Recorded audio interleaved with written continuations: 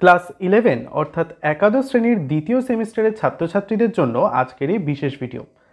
আজকের ভিডিওটিতে আমরা ইতিহাস বিষয়ের সম্পূর্ণ সিলেবাস আলোচনা করব। দ্বিতীয় সেমিস্টারে তোমাদের কোন কোন টপিকগুলো ইতিহাসে পড়তে হবে, কোন চ্যাপ্টার পড়তে হবে, চ্যাপ্টারের মধ্যে থাকা কোন কোন উপবিভাগগুলো তোমাদের ভালো করে পড়তে হবে, সবটা আজকে আলোচনা করে দেবো সম্পূর্ণ বাংলায়। নমস্কার বন্ধুরা, বাংলা ক্লাসেস বাই জিৎ চ্যানেলে তোমাদের সকলকে স্বাগত জানাই।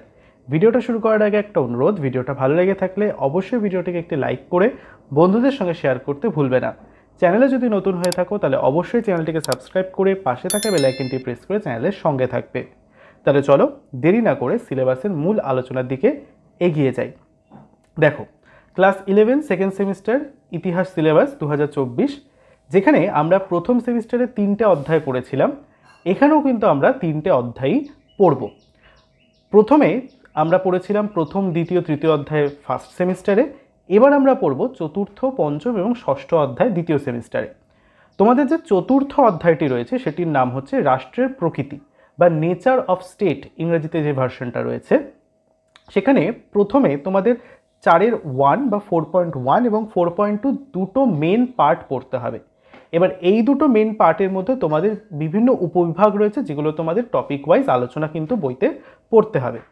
প্রথমে যে পার্ট 1 রয়েছে এই চ্যাপ্টারটির মধ্যে, সেটার নাম হচ্ছে রাষ্ট্রের প্রকৃতি ও আদর্শ নমুনা। এখান থেকে আবার তোমাদের দুটো উপবিভাগ পড়তে হচ্ছে। প্রথম উপবিভাগের নাম হচ্ছে সমাজের প্রয়োজনে রাষ্ট্রের উৎপত্তি, প্রাচীন যুগের প্রথম পর্বে রাষ্ট্র ব্যবস্থার ভিত্তি। এই দুটো টপিক পড়তে হবে। 4.1a এই টপিকের আরও একটি উপবিভাগ পড়তে হবে রাষ্ট্রচিন্তা সম্পর্কে ভারতীয় প্রসঙ্গ, যেখানে কৌটিল্য, অর্থশাস্ত্র এবং রাষ্ট্র শাসনতন্ত্র। দুদাকে পড়তে হবে কৌটিল্যের অর্থশাস্ত্রে উল্লেখ্য রাষ্ট্রনীতির প্রধান বিষয়, এবং 3-এ পড়তে হবে জিয়াউদ্দিন বর্ণী, ফতোয়া-ই জাহাঙ্গীরি এবং দিল্লি সুলতানির রাষ্ট্রের প্রকৃতি, এই টপিকগুলো। 4.1b আরও একটি খণ্ডাংশতে তোমাদের পড়তে হবে রাষ্ট্রচিন্তা সম্পর্কে ইউরোপীয় প্রসঙ্গ, যেখানে গ্রিক এবং রোমান বিশ্বের কথা পড়তে হবে, যথা সক্রেটিস, প্লেটো, অ্যারিস্টটল, পলিবিয়াস, সিসেরো, সেনেকা প্রমুখের রাষ্ট্র দর্শন সম্পর্কে পড়তে হবে। এরপর পড়তে হবে ইউরোপীয় প্রেক্ষিত। প্রথমে পড়লাম গ্রিক এবং রোমান প্রেক্ষিত, এবার পড়তে হবে ইউরোপীয় প্রেক্ষিত রাষ্ট্রচিন্তা সম্পর্কে। সেখানে পড়তে হবে নয়া রাজতন্ত্র, যেখানে টমাস ক্রমওয়েলের কথা পড়তে হবে। এরপরে আর একটা উপবিভাগ রয়েছে আদি থেকে আধুনিক যুগের ইউরোপীয় রাষ্ট্রের বৌদ্ধিক উৎস, যেখানে নিকোলা ম্যাকিয়াভেলির রাষ্ট্রচিন্তা পড়তে হবে, জাবোদার রাষ্ট্রচিন্তা পড়তে হবে, টমাস হবসের রাষ্ট্রচিন্তা পড়তে হবে এবং জন লকের রাষ্ট্রচিন্তা সম্পর্কে পড়তে হবে। এরপরে পার্ট 2, চতুর্থ অধ্যায়ের পার্ট 2 তোমাদের পড়তে হবে প্রশাসন যন্ত্র, যেখানে এই পার্টটাকে আবার মোটামুটি 4টি ভাগে ভাগ করা হয়েছে। এই প্রশাসন যন্ত্রের মধ্যে তোমাদের পড়তে হবে পারস্যের স্ট্যাট্রাপস, চীনের ম্যান্ডারিন, সুলতানি যুগের ইকতা ব্যবস্থা এবং মোগল যুগে মনসবদারি প্রথার কথা। এই গেল তোমাদের চতুর্থ অধ্যায়। এরপরে পঞ্চম অধ্যায়ে তোমাদের যে টপিক বা চ্যাপ্টারটি পড়তে হবে সেটার নাম হচ্ছে ঐতিহ্যের বিবর্তন। এখানে তোমাদের পড়তে হবে টোটাল 5.1 থেকে একদম 5.7 পর্যন্ত টোটাল 7টা প্রাথমিক অধ্যায় বা উপবিভাগ তোমাদের চ্যাপ্টারের মধ্যে থাকবে। প্রথমে পড়তে হবে ধর্মযুদ্ধ বা ক্রুসেড। এখানে তোমাদের পড়তে হবে ধর্মযুদ্ধের কারণ, ধর্মযুদ্ধ বা ক্রুসেডের বিবরণ এবং ধর্মযুদ্ধ বা ক্রুসেডের ব্যর্থতার কারণ। এই 3টে টপিক ধর্মযুদ্ধ অংশ থেকে পড়তে হবে। পরবর্তীতে পড়তে হবে সাংস্কৃতিক ঐতিহ্যের বিবর্তন। তারপরের অংশে নবজাগরণের যুগ, যেখানে নবজাগরণের পক্ষে সহায়ক পরিবেশ এবং নবজাগরণের লক্ষণীয় বৈশিষ্ট্য, এগুলো পড়তে হবে। তারপরে রয়েছে নবজাগরণকালে সাংস্কৃতিক পরিবর্তনের ইতিহাস। উদাহরণস্বরূপ চিত্রকলা, শিল্পকলা এবং স্থাপত্য ভাস্কর্যের কথা পড়তে হবে, যেখানে সাহিত্যে মানবতাবাদ, চিত্রে মানবতাবাদ এবং ভাস্কর্যে মানবতাবাদের কথা পড়বে তোমরা। 5.5 যে উপবিভাগটি রয়েছে সেখানে পড়তে হবে নবজাগরণ সম্পর্কে বিতর্ক, যেখানে নবজাগরণের সুফল এবং কুফল দুটো আলোচনা পড়তে হবে।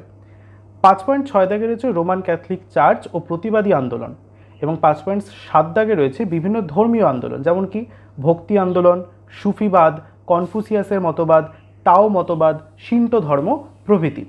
এই গেল পঞ্চম অধ্যায়ের ধারণা।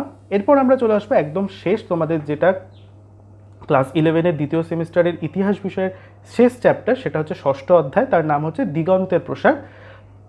এই চ্যাপ্টারটি বা এক্সপ্যান্ডেশন অফ হরাইজন, যেটা ইংরেজিতে রয়েছে। এখানে তোমাদের টোটাল 6টা বিভাগ পড়তে হবে উপবিভাগ হিসেবে। প্রথমে রয়েছে আধুনিক বিজ্ঞানের উৎস, যেখানে আধুনিক বিজ্ঞান চর্চার সূচনা এবং অপরসায়ন চর্চার সূচনা পড়তে হবে। অপরসায়ন চর্চার সূচনা। 6.2 এই অংশে তোমাদের পড়তে হবে ডাইনিবিদ্যা থেকে সামাজিক মুক্তি, জ্যোতিষশাস্ত্র থেকে জ্যোতির্বিদ্যার বিকাশ, যেখানে সূর্যকেন্দ্রিক বিশ্বব্রহ্মাণ্ডের ধারণা, এটা পড়তে হবে। 6.4 উপবিভাগে পড়তে হবে ভৌগোলিক অভিযানসমূহ এবং নতুন ভৌগোলিক জ্ঞান, যেখানে তার কারণ, উদ্যোগ এবং ফলাফল সম্পর্কে ধারণা নিতে হবে। পরে রয়েছে প্রযুক্তির অগ্রগতি, যেখানে প্রযুক্তিগত বিদ্যার ক্ষেত্রে কৃষি পদ্ধতি, সামরিক বাহিনী, উৎপাদন সংক্রান্ত প্রযুক্তি, জাহাজ এবং নির্মাণশৈলী প্রমুখ টপিকগুলো পড়তে হবে। এরপর রয়েছে পশ্চিম ইউরোপে মুদ্রণ বিপ্লব। এখানে তোমাদের কি কি পড়তে হবে? মুদ্রণ শিল্পে চীন, জাপান এবং আরব দুনিয়ার অবদান টপিকগুলো পড়তে হবে।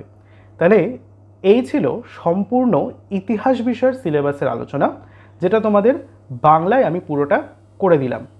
আশা করছি তোমরা এই ভিডিওটা থেকে যথেষ্ট উপকৃত হয়েছো। যদি হয়ে থাকো তাহলে অবশ্যই কিন্তু কমেন্টে জানাতে ভুলবে না, এবং ভিডিওটা যারা পুরোটা দেখলে যদি ভালো লেগে থাকে তাহলে অবশ্যই ভিডিওটিকে একটি লাইক করে বন্ধুদের সঙ্গে শেয়ার করতে ভুলবে না। চ্যানেলে যদি নতুন হয়ে থাকো তাহলে অবশ্যই চ্যানেলটিকে সাবস্ক্রাইব করে পাশে থাকা বেল আইকনটি প্রেস করে চ্যানেলের সঙ্গে থাকবে।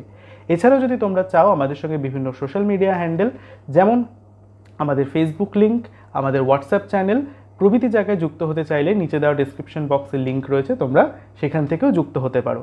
এবং আমাদের প্রথম যে চ্যানেলটি রয়েছে বেঙ্গলি স্টাডি উইথ জিৎ, সেখানেও যদি সাবস্ক্রাইব না করে থাকো তাহলে সেটিও কিন্তু সাবস্ক্রাইব করে রেখো। তাহলে দেখা হচ্ছে পরের ভিডিওটিতে ইতিহাস বিষয়ের আরও অন্যান্য ক্লাস নিয়ে। ততদিন ভালো থেকো, পড়াশোনা করতে থাকো। টাটা।